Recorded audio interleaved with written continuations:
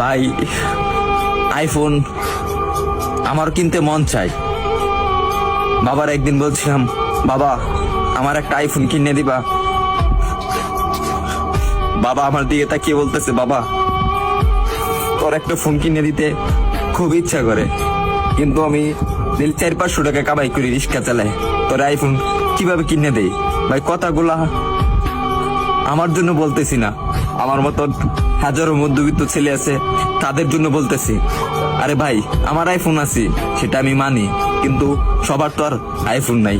কিছু পোলাপান আছে নতুন নতুন শার্ট পরে, নতুন নতুন প্যান্ট পরে, নতুন নতুন সানগ্লাস পরে, 2 দিন পরে পরে আইফোন পাল্টায়। তাদেরকে উদ্দেশ্য করে বলতেছি, ভাই আমরা গরিব মানুষ, ভাই আমরা দিনের না দিন খাই, আমরা আইফোন কিনবো ভাই, কারণ 3 বেলা তো ঠিক মতন খাইতে পারি না। পরে হঠাৎ একদিন বাবা কষ্ট করে প্রতিদিন 100 টাকা করে জমায়া একদিন আমাকে 14,000 টাকা দিল।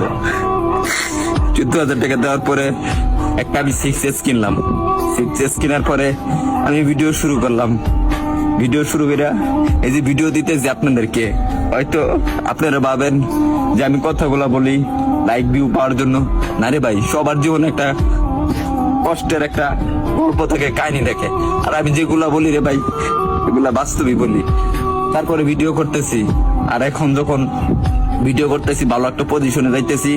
একদিন আব্বুরে বললাম, আব্বু তুমি এই ফোনটা দিছো না, এই ফোনের টাকা একদিন আমি এই টিকটক থেকে তোমাকে ব্যাগ দেবো।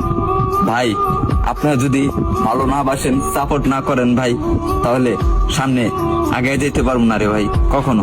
আপনারা একটু ভালোবাসা দেন, তাহলে আমি একদিন অনেক বড় হবো ভাই।